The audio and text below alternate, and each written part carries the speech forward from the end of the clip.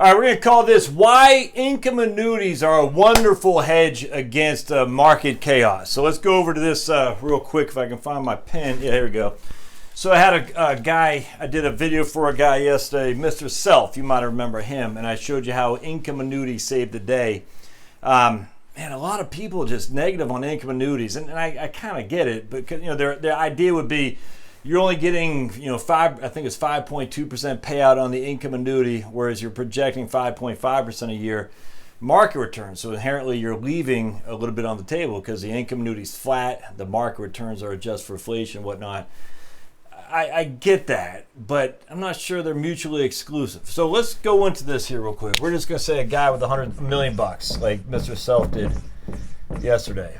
And I think what we did is we took, I don't know, we'll just say $400,000 into a SPIA, an income annuity. And then $600,000 into the markets.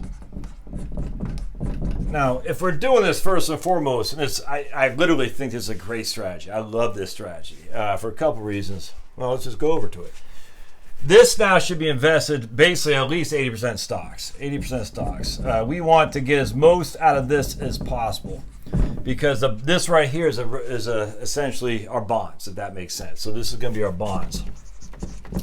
A couple questions came about, should this come out of an IRA? The idea was, should I do a fixed income annuity from an IRA or a taxable account? Unequivocally an IRA, because let's use this right here. We're going to say that guy pays, let me get my trusty calculator, and I got a link to show notes on my trusty calculator so you can have your own trusty calculator. $400,000. We're just going to say a 5.5% payout. So you can get $22,000 a year in income here. And again, that'd be $22,000 a year. And that would be for a 20-year joint life survivor annuity with a 20-year period certain. So Charlotte and Josh have this annuity. As long as one of us is breathing, we're going to get $22,000 a year out. No adjustment for inflation. I don't think that's a big deal, frankly, but bear with me. So as long as I am breathing or she is breathing or we're both breathing, we're going to get this right quick. So if I die tomorrow and she lives 40 years, she'll get $22,000 a year for 40 years without, that's just going to happen. If I die tomorrow and she dies in 5 years, our estate will get $22,000 for the remaining 15 years. That's that 20-year period certain. No reason not to do that. I'm telling you, when I ran the numbers yesterday, I think it would have cost you $395,000 to get a joint life survivor annuity. And I said, no, let's go to $400,000. Basically costs you $5,000 more to guarantee 20 years at $22,000 a year. No reason not to do that. So now this, if it's coming from an IRA, this right here is taxed. This entire thing is not taxed. It's not like you're doing a distribution from the IRA. It's still in the IRA. So this you're paying ordinary income tax on. No different than anything, but you're only paying ordinary income tax on $22,000 a year each and every year, if that makes sense, which is awesome. Now this you have to pay RMD on, but the RMD is separate from this right here. Does that make sense? So basically you're saying you're reducing your RMD right here. Now you don't have any RMD here because you're taking it from the 72T, which you don't have to do an RMD. 72T is essentially the separate and equal payment periods. I can't remember what it's called, but that's because it's an exception.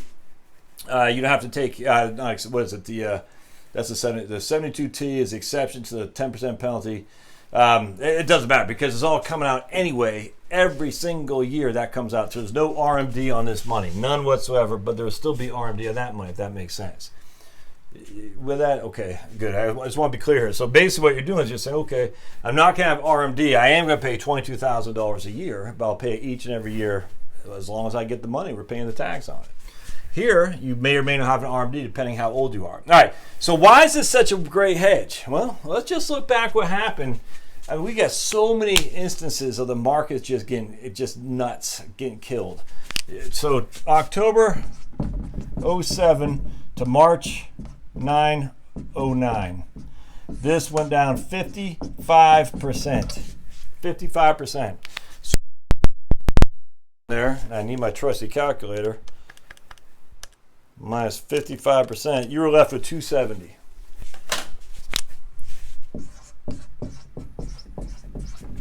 You see it? Yeah, 270. What happened here? You're still getting your 22,000. See what I'm saying? Now, if this goes up, we'll just say, for simplicity, let's just, I don't know, let's just use 7% a year for inflation. I mean, not for inflation, for simplicity, for the doubling every 10 years. In 10 years, obviously not taking RMDs, we're just showing you how this works. In 10 years, that'd be worth $1.8 million in 20 years. What would this do? In 20 years, it'd still be paying $22,000 a year. Now, that's not adjusted for inflation, but what's to say you can't do another 400,000, 600,000? See, I love that. I've always loved that retirement plan. I've done studies where we ran the numbers where you're annuitizing your gains and whatnot on an annual basis. It didn't work as well as the Wellington Fund. But see, I am not convinced that at the end of the day, I try to minimize the risk to the best of my ability. That's what I'm trying to do. And the risk, in my opinion, is blatantly obvious that the risk is in the markets. Not because the prices are too high or because of Trump or Obama or whoever's coming down the pike. I guess Biden's gone. It's going to be Warren, I guess. Nuts. But it's simply because the markets, if you look throughout the world, just haven't done as well as the U.S. I'm 100% invest in stocks, but I think to assume the markets are going to give us even anything like we've had in the past 100 years, I don't think you should make that mistake. I don't. That doesn't mean you'll have anything in the market. We still have quite a bit in the market here, but we've annuitized some of our risks. We've hedged our risk by turning it over to an insurance company, and I think that is a wonderful strategy to do that. Now, at the end of the day, will this probably outperform that? Yeah, it probably will. But even after 2007, 8, and going to March of 2009, when we're down 55%, the same thing happened in 2001 and 2. In 2000, the S&P was down 9. In 2001, it was down 11. In 2002, it was down 22. So if we take our 600,000 minus 9%, minus 11%, it's actually 12%, minus 22%, we were down to 380. I mean, that's without taking any distributions or anything. So if you're taking distributions, you're stuck. You're stuck. You're in a world of hurt. And so what happens here is we're hedging both sides. And don't forget, if we do have a deflationary cycle, and I don't know. You don't know. I don't know. But if we do have a deflationary cycle, and is that likely? Maybe. I think it's more likely than the market's getting us 12% a year. Absolutely. I look at the Japan. I'm convinced that we are the same place. We have less GDP debt to GDP as Japan does. I get that. But at the end of the day, I mean, Japan was a perfect model for what we could be going into for sure, which is a lot of people paying off debt. You're not getting any money on the interest rate. So you're like, why? I mean, you could borrow, but you're like, why should I borrow when I could pay off the debt? Because my debt is costing more than I can get in the markets theoretically. And I still got to pay tax on it. And it's still being inflation, while it's not high, it's still eroding. It costs me money here. So why don't you just pay off the debt? Even if that means I'm not investing, or at least do like I'm talking about here, which is half and half.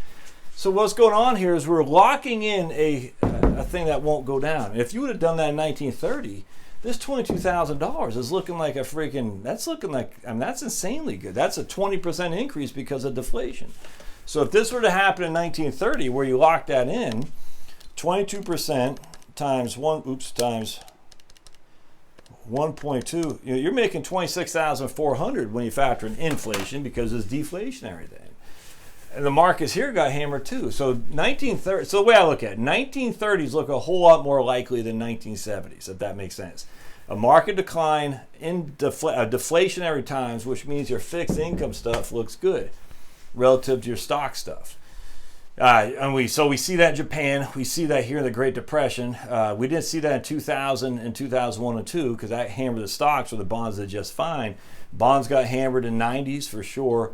But in 1970s was inflationary. But if you look at those three time frames, 1930s deflationary with stocks getting killed, 1970s inflationary with stocks getting killed, and 2000, which was basically not much of inflation, a little bit of inflation, not much, with stocks getting killed.